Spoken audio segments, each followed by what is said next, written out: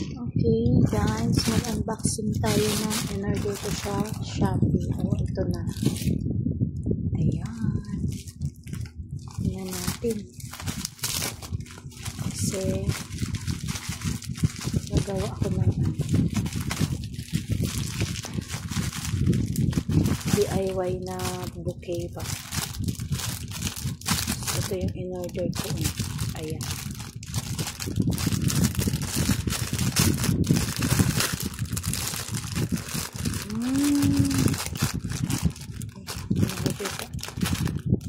Ganito lang pala yun.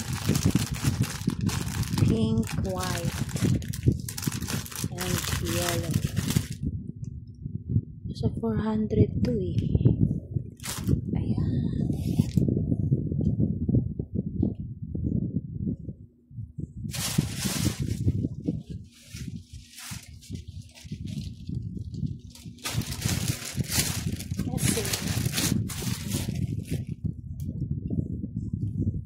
Lalagay ko yan dito. Ganito. Yan. Ganyan. Yan.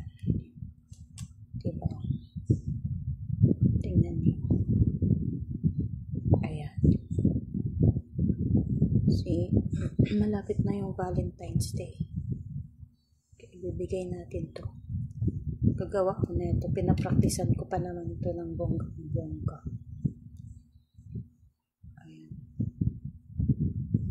Ganyan siya. Ayan. Ayan.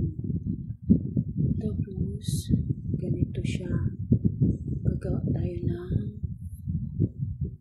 petals. Diba?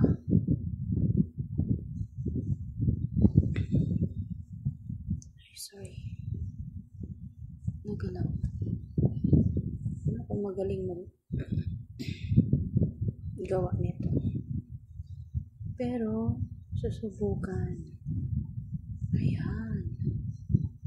Wala namang imposible pag ano eh. Ayan o. Ayan. Ayan na. Diba? Ganito lang yun mga bay. See? Tapos, siguro white.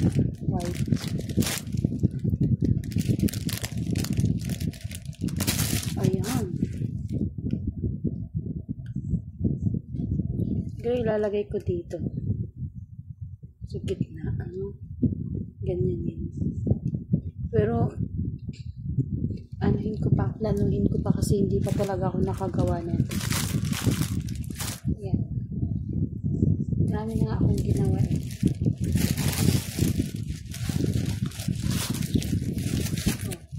Tingnan mo, dami. Ayan. May red, may white cake. Tapos ito. Ayan, diba? Tapos meron pa akong neto.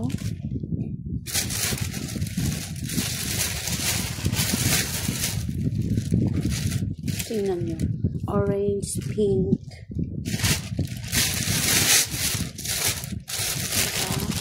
Eto. Ang dami ko ng ginawang petals.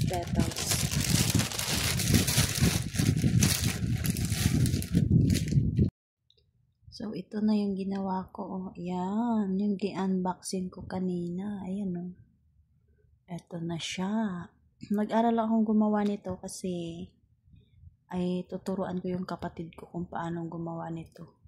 O hindi pa siya masyadong kagandahan yung pagkakagawa ko. Pero at least, diba, pag matuto na siyang gawa, di pwede na siyang mapagkakakitaan niya na kahit papano. Ayan, naka-apat na ako. O, diba, tamang tiyaga, tamang practice lang para maging successful din yung, pag-aaral kung paano gawin to. Medyo mahirap-hirap din, pero kering-keri lang, ayan. Ayan. Naka-apat na. Bukas ulit.